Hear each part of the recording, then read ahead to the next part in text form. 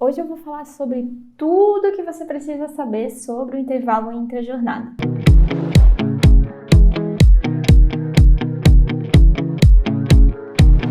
Eu sou a Lilian, me dedico diariamente a entregar conteúdo gratuito lá na minha página do Instagram, no @coisasdrh, e constantemente aqui no YouTube também. E se você deseja aprender DP na prática, executar os cálculos e processos com segurança, você está no lugar certo, porque é isso que a gente vai ver aqui hoje, muito conteúdo e muita prática. Nesse vídeo de hoje, a gente vai falar sobre o intervalo intra-jornada e o que você precisa saber para executar essa obrigação no DP com segurança. E para aproveitar todo o conteúdo que ainda está por vir aqui no canal, já se inscreve agora antes que você se esqueça e curte esse vídeo. Assim eu consigo saber se esse conteúdo te interessa e eu posso trazer mais vídeos como esse por aqui, combinado? Hoje a gente vai falar sobre jornada de trabalho, mas nós não vamos falar sobre os tipos de jornada, nós vamos falar de um processo, de um detalhe específico que existe entre as jornadas de trabalho, que todos os empregados possuem, tá? Hoje nós vamos falar sobre esse ponto específico que é a intrajornada. Você sabe qual é a diferença entre uma intrajornada e uma interjornada? É o que a gente vai ver aqui hoje.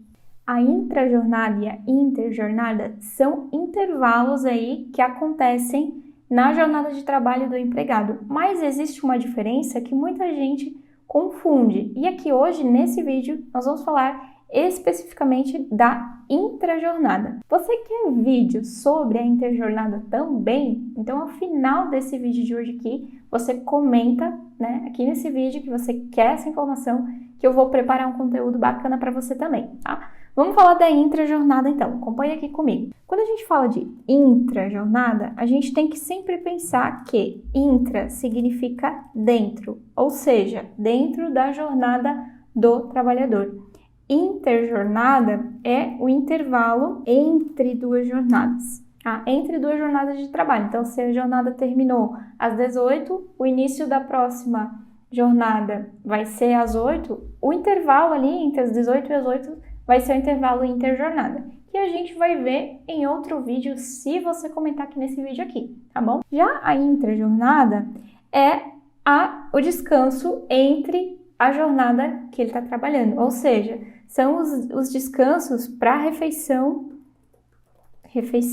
e descanso, né? Os intervalos para refeição e descanso do trabalhador. O que você precisa saber sobre o intervalo para refeição e descanso aí dentro da jornada do empregado? Bom, o primeiro ponto é que o intervalo dentro da jornada de trabalho, ele é com o objetivo de cultivar a saúde aí do empregado, tá? Muita gente quer trabalhar direto para sair uma hora mais cedo, por exemplo, né? Não quer fazer almoço, não quer fazer intervalo para sair mais cedo, mas o certo é fazer, e é o que a gente vai ver aqui hoje, os principais pontos que você precisa observar. Eu já me incomodei muito no DP com isso, né, de pessoas que não queriam fazer o intervalo, e esses dias, inclusive, eu fiz uma consultoria com uma aluna, e ela me relatou que onde ela trabalha tem muito isso, né, da pessoa querer tocar direto no intervalo para sair mais cedo ou para receber hora extra, e não pode, porque ela não vai aguentar, né, muito tempo fazendo isso, ou seja, pense trabalhar direto 8 horas por dia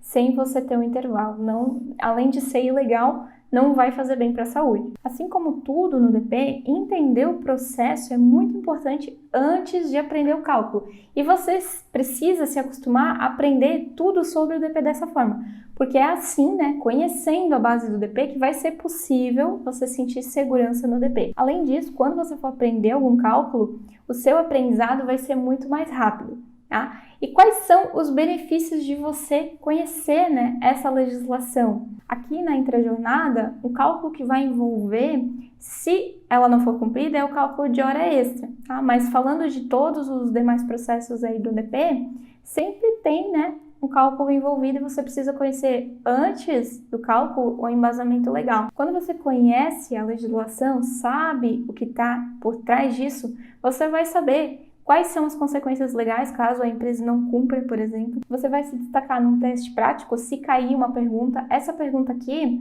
ela pode cair, é bem comum a pessoa se confundir. Tá? Qual é a diferença entre intrajornada e interjornada? Minha dica de ouro é essa. Intra é dentro e inter é entre uma jornada e outra. Se você lembrar dessa diferença, você vai conseguir matar essa pergunta lá no teste prático.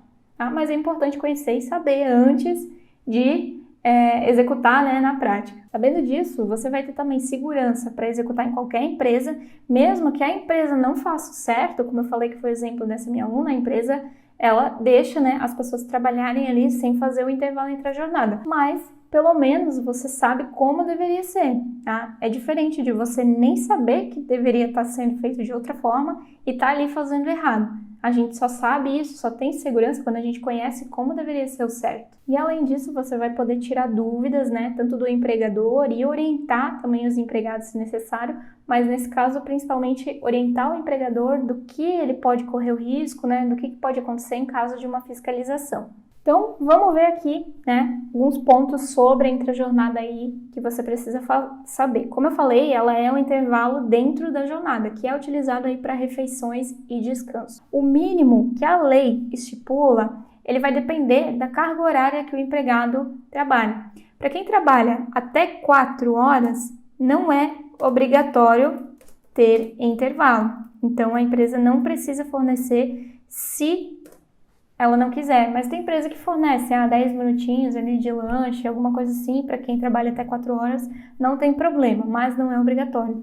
De 4 a 6 horas, o mínimo é 15 minutos, né, de intervalo. Então, quem trabalha de 4 a 6 horas na empresa tem que ter um intervalo aí para refeição e descanso dentro da jornada de 15 minutos. E acima de 6 horas, o mínimo é 1 hora de intervalo. Uma dúvida frequente, né? Minha empresa não quer deixar fazer 1 hora. Eu trabalho 8 horas e a empresa precisa que eu volte antes. Então, eu vou trabalhar meia hora e vou fazer meia hora de intervalo. Isso pode? Pode, só se estiver previsto em acordo coletivo ou convenção coletiva. Então, menos de 1 hora, vamos anotar aqui para a gente gravar, menos de 1 hora somente se tiver em CCT ou ACT, que é Acordo Coletivo de Trabalho.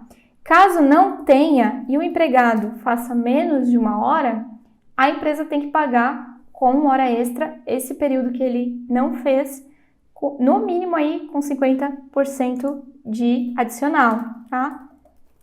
Então vamos anotar aqui, 50% adicional de hora extra se não fizer 1 hora e não tiver nada em convenção coletiva.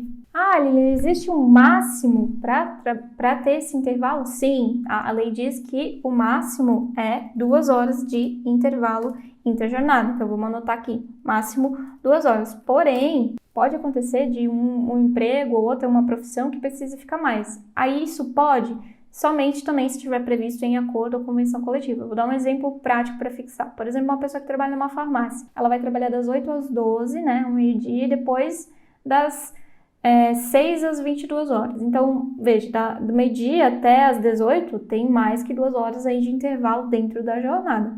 Isso é permitido, porém, tem que estar em acordo coletivo ou na convenção coletiva, tá? Fora isso, se não tiver, não pode, porque vai estar descumprindo aí o máximo que a empresa pode fornecer conforme a lei. Antes da reforma trabalhista, a empresa tinha que pagar todo o período, independente se o empregado fizesse alguma coisa de intervalo. Então, por exemplo, ele fez meia hora de intervalo, né? Eu vou anotar aqui para a gente gravar, tá? Fez meia hora, a empresa pagava 1 hora cheia, mesmo que ele tivesse tirado ali meia hora para fazer o intervalo de descanso e refeição.